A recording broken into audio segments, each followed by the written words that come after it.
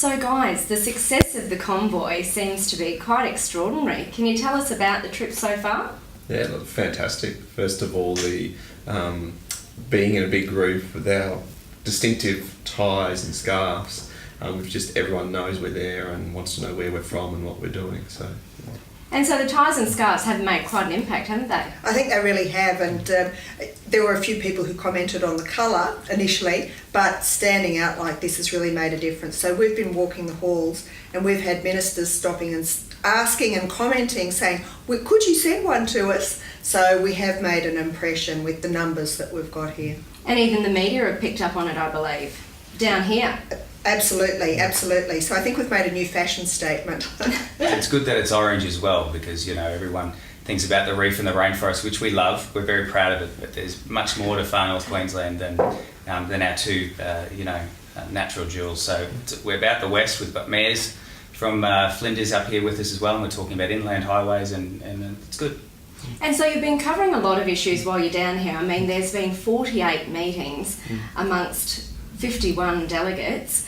What's the success of it been like from your perspective? Yeah, sure. So, it started with a standing start. We had the Prime Minister and the opposition leader, and they came to us in one of the committee rooms, and we had all 51 business and community leaders there from, as I said, right across tropical North Queensland. And to have that presence really, it brings the region closer to their mind when they're making these important decisions, because, there are hundreds of electorates in Australia, and we're only two.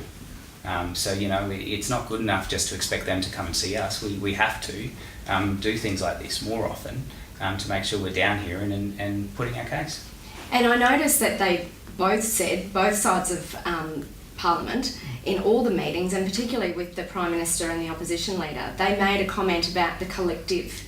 Do you think that that's what's actually bred such success from this trip? I think it's been a really important part of it. Not only does it give a visual perspective of the importance and size of the group, but also it's given the opportunity for all of us to share our stories and all our priorities with each other, as well as with ministers. So from that perspective, I think it's been double bang for the buck. It's been really valuable for these individual companies and businesses. Yeah, I think the good thing is it showed that we all have different agendas and issues we want to bring up, but they all actually fit together. Mm-hmm. And by talking about all those different aspects, with the same politician all fitting together, clear, working together, that's what the politicians love. They don't like it when the different stories, and we've found that very successful. And we've had the bells ringing the whole time, and divisions in Parliament, so you've got the full experience of what Parliament's like. So the bells are ringing now, so everybody's probably got to run. But in terms of the success of this convoy and potential for it to happen again, I know there has been some chatter around that. Would you encourage other businesses out there in the Far North Queensland community to get on board your organisations and take part in convoys and delegations like this in future? Absolutely, and we should say, Nick and I are down here, if not every second parliamentary sitting, and I know Tourism Tropical North Queensland and the Cairns Chamber come with us and do their own thing at the same time as well, but it's great for the ministers and the shadow ministers not just to see our three faces. It's good to remind them that behind us stands all of these great industries, higher education, health and tourism and environment, and of course small business. So and get involved with our groups. Advance, Cairns, TT&Q and Chamber, because there's some of the delegates that come along now, so they've tried to get in and see these ministers before and they just can't, and by working together we get more access, so we get better outcomes for Cairns. So get behind these organisations, get involved. So last question, do you think there'll be some commitments that will come out of Parliament as a result of the convoy? I reckon absolutely, and we got a great reception on the designation of the port as a strategic port, centred around obviously defence, which is highly important. But they're acutely aware of the infrastructure we need specifically around roads. The congestion. It should not take 45 minutes to drop your kids off to school and to get to work.